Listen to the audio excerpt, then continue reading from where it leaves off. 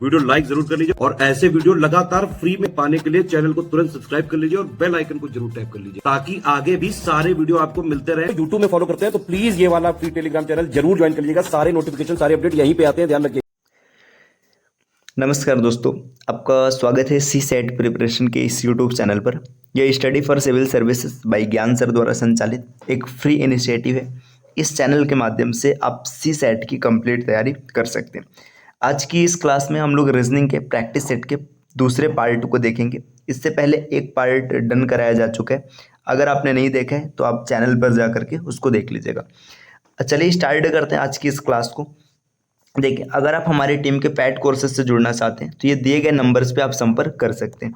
इसके अतिरिक्त ये ज्ञान सर का व्हाट्सएप नंबर है, आप यहाँ से भी संपर्क कर सकते हैं। अगर अब तक आपने प्ले स्टोर से हमारा application study for civil services install नहीं किया है तो आप प्ले स्टोर पर जाइएगा, एप्लीकेशन को इंस्टॉल कीजिएगा। इससे बैचेस परचेस करने में आपको सुविधा होगी, साथ में आपको सभी क्लासेस आराम से एक निश्चित क्रम में मिल जाएंगी। चलिए स्टार्ट करते हैं अपनी आज की क्लास को। यहाँ पर दिया है निम्नलिखित शब्दों का सर्वोत्तम अनुक्रम क्या है। देखिए, जन्म, कॉलेज, नौकरी, विद्यालय, वेतन। देखिए, सबसे पहले आपका जन्म होगा तो पहले मतलब पहला विकल्प आएगा। तो इसमें ऑप्शन देखिए कौन कौन से ऑप्शन में एक से शुरुआत नहीं है। ऑप्शन बी और ऑप्शन सी ये दोनों एलिमिनेट हो गए क्योंकि जन्म सबसे पहले होगा। जन्म के बाद क्या होगा, आप सब विद्यालय में जाएंगे तो इसके बाद 4 आएगा। देखिए, विद्यालय में जाएंगे 4 आएगा तो ये सही हो जाएगा, ये भी गलत हो जाएगा। विद्यालय के बाद फिर आप कहाँ जाएंगे, कॉलेज में जाएंगे।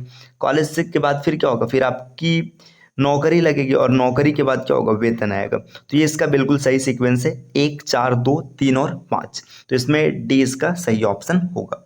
चलिए अगले प्रश्न पर आते हैं। वह शब्द चुनिए जो समूह के अन्य शब्दों से कम समानता रखता है। यहाँ पे 4 शब्द दिए, 3 शब्द कुछ ऐसे होंगे जो ज्यादा समानता रखेंगे और चौथा थोड़ा सा अलग होगा। देखिए, दिन, तारीख, कैलेंडर, महीना, है ना। तो अगर आप देखेंगे तो दिन, तारीख और महीना ये तीनों काफी घनिष्ठता का संबंध रखते हैं, जबकि कैलेंडर इससे थोड़ा सा अलग है। देखिए, कैलेंडर क्या होता है, जो दिन, तारीख और महीना के बारे में बताता है, जबकि दिन, तारीख और महीना एक प्रकार से समय को बताते हैं। तो इसका सही उत्तर हो जाएगा विकल्प सी, कैलेंडर।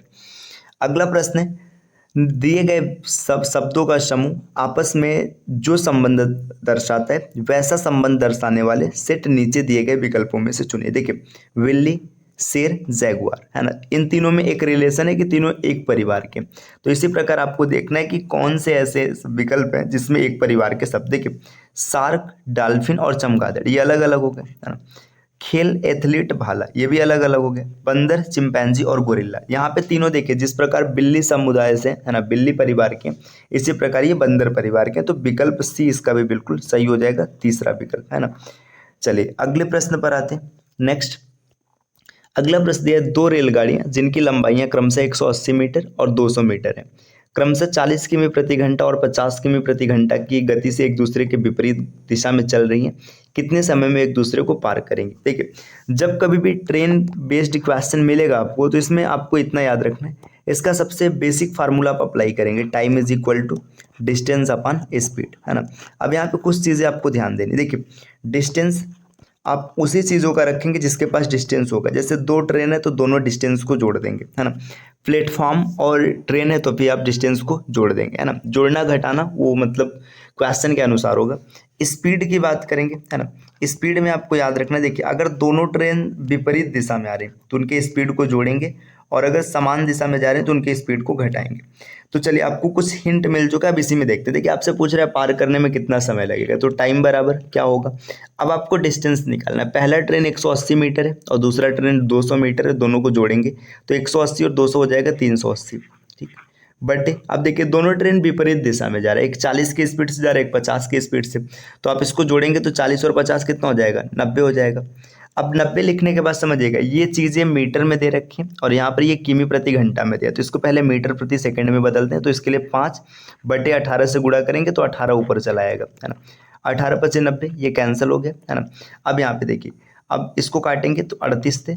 देखिए 5 से काटेंगे तो ये आपको मिल जाएगा 5 × 7 = 35, है ना। 3 बचा और यहाँ पे आप आगे और भी कैलकुलेशन कर लेंगे।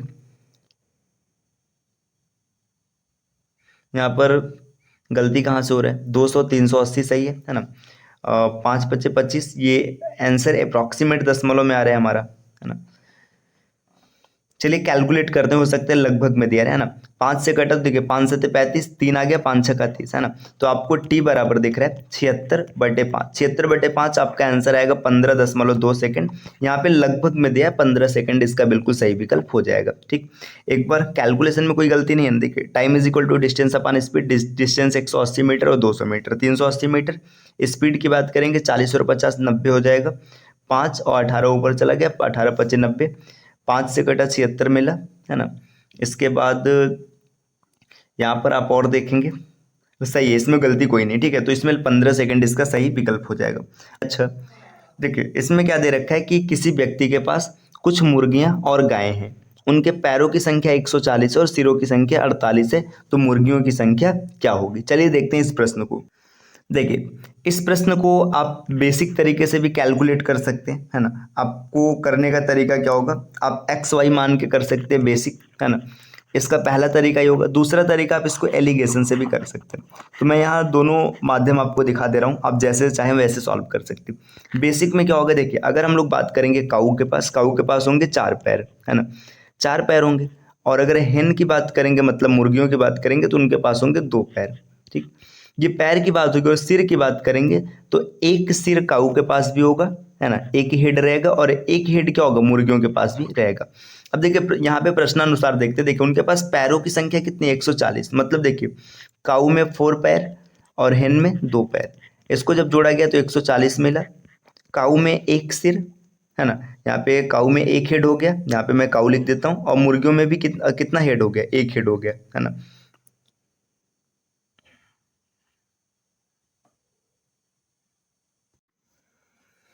चलिए अगले प्रश्न को देखते हैं। किसी व्यक्ति के पास कुछ मुर्गियां एवं गायें हैं, उनके पैरों की संख्या 140 है और सिरों की संख्या 48 है, मुर्गियों की संख्या होगी। देखिए ये प्रश्न आप बेसिक तरीके से भी कैलकुलेट कर सकते हैं एक्स वाई मान करके, या फिर आप इसमें एलिगेशन भी अप्लाई कर सकते हैं। तो मैं दोनों माध्यम से आपको बता दे रहा हूँ, आपको जो अच्छा लगे आप उसके साथ जा सकते हैं। बाकी एलिगेशन थोड़ा सा आसान है। देखिए बेसिक क्या है, अगर हम लोग यहाँ पे पैरों की संख्या की बात करेंगे तो एक गाय के पास 4 पैर होता है और एक मुर्गी के पास 2 पैर होता है। ठीक, हमने यहाँ पे सेट कर लिया, काऊ के पास 4 पैर है, मुर्गी के पास 2 पैर, और टोटल है 140।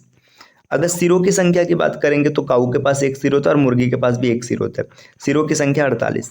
अब यहाँ पे इसको सॉल्व करेंगे, देखिए यहाँ पे 2 से मल्टीप्लाई कराते हैं, है ना, यहाँ पे h रहेगा, 2 से मल्टीप्लाई कराएंगे तो यहाँ पे 2h, यहाँ पर 2c, है ना, और यहाँ पर 48 दूना 96।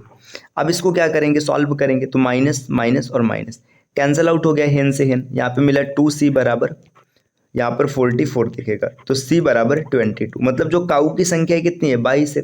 गाय 22 हो गई, लेकिन आपसे गाय नहीं पूछ रहा, आपसे मुर्गी पूछ रहा है। तो टोटल जब 48 जानवर है, इसमें से 22 को माइनस कर देंगे तो 26 क्या मिल जाएगा, 26 आपको मिल जाएगा मुर्गी।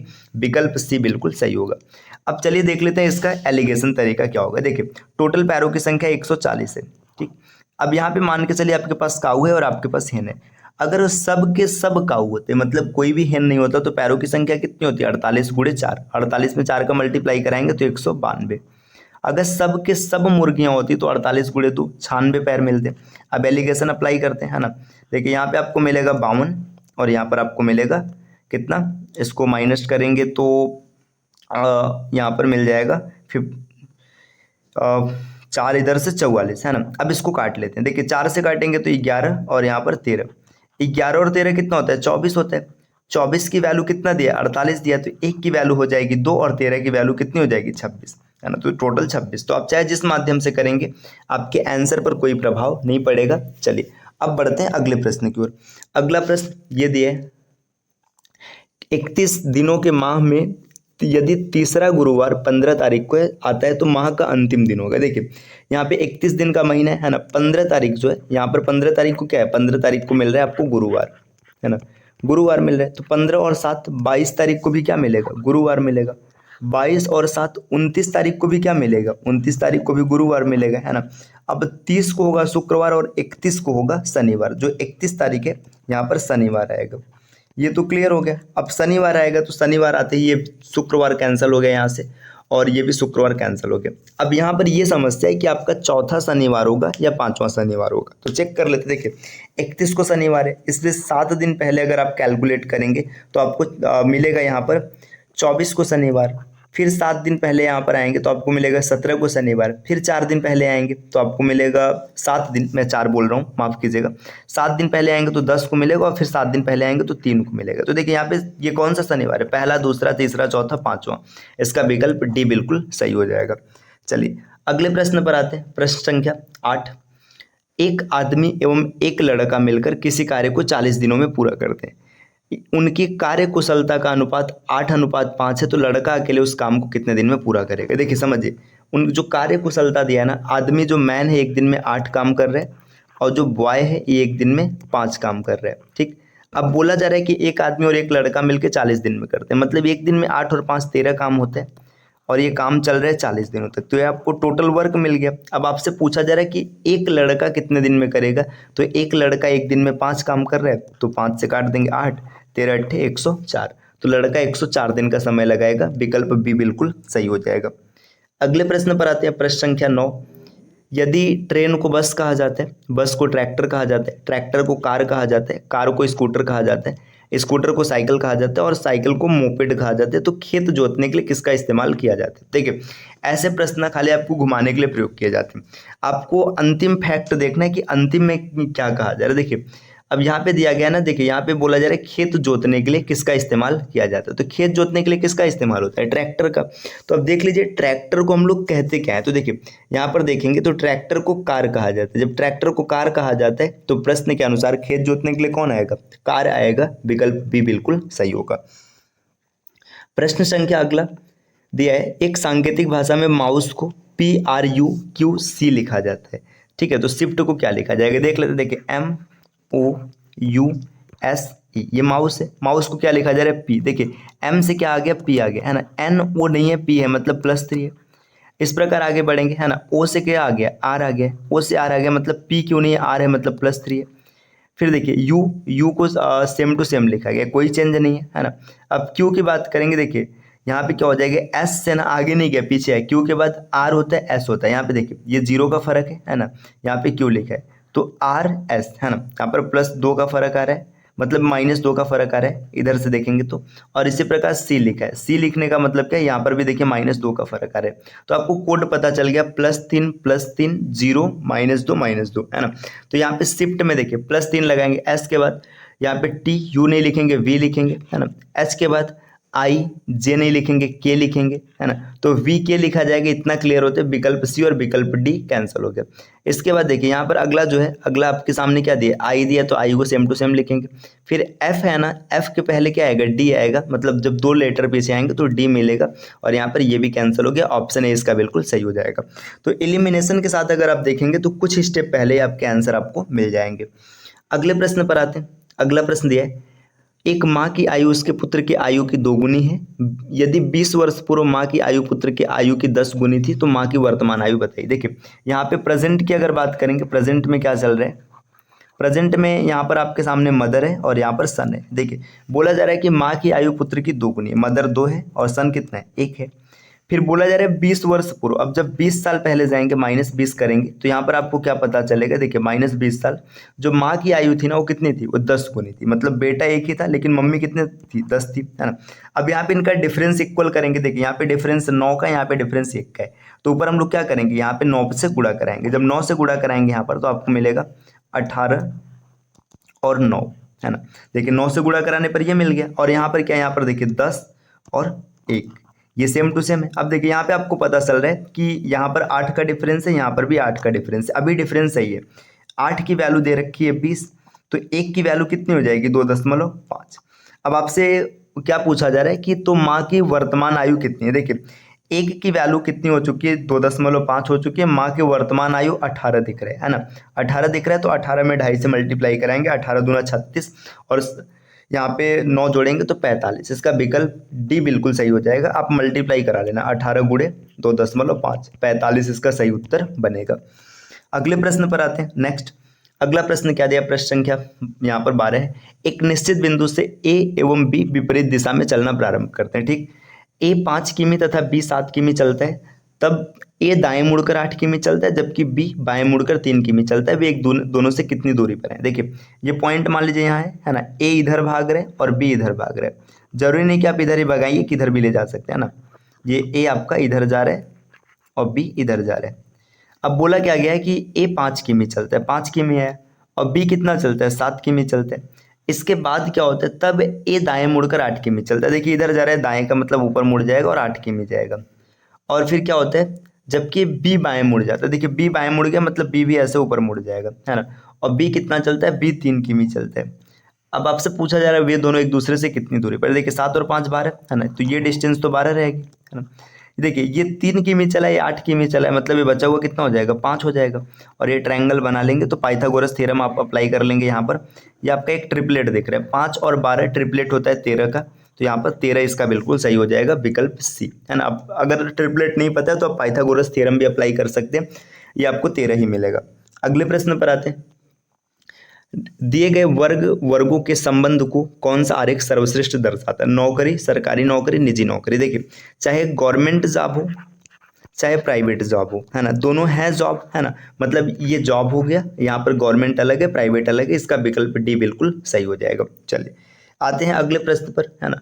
आज का अंतिम प्रश्न, दिए गए विकल्प में से निम्नलिखित को की दर्पण छवि मतलब मिरर इमेज निकालना है। देखिए जब कभी मिरर इमेज निकालना होता है तो चीज़ें जस्ट कन्वर्ट हो जाती है। देखिए यहाँ पे एन है तो एन उल्टा हो जाएगा, पहला विकल्प गलत हो जाएगा क्योंकि एन उल्टा नहीं है, तीसरा भी विकल्प गलत हो जाए क्योंकि एन उल्टा नहीं है ना। अब इसके बाद देखिए एन उल्टा नहीं तो 2 विकल्प कैंसिल हो गया, अब बचे हुए 2 विकल्पों में से देखते हैं। देखिए NOITA, ठीक है। देखिए यहाँ पर जो ये ए है ना, ए को उलट कर लिख दिया गया है, देखिए, और टी को भी तो उल्टा लिख दिया गया है, तो यहाँ पे ये भी गलत हो गया, इसका बिल्कुल सही विकल्प है बी, है ना। अब थोड़ा सा अगर ध्यान लगाएंगे तो बड़े आराम से परेशान हुए बिना आप क्वेश्चन को टैकल कर सकते हैं। तो हम लोगों के RO रीजनिंग की प्रैक्टिस सेट सेकेंडरी, है ना। अगर आपने पहला सेट नहीं देखा तो आप चैनल में जा करके ज़रूर देख लीजिएगा। इस प्रकार के क्लास को लगातार देखने के लिए चैनल को सब्सक्राइब कर लीजिएगा, और अगर हमारी टीम के पैड कोर्सेज से जुड़ना चाहते हैं तो आप दिए गए नंबर्स पे संपर्क कर सकते हैं। चलिए मिलते हैं आपसे नेक्स्ट वीडियो में कुछ नई इन्फॉर्मेशन के साथ, तब तक के लिए take care, bye bye and thank you.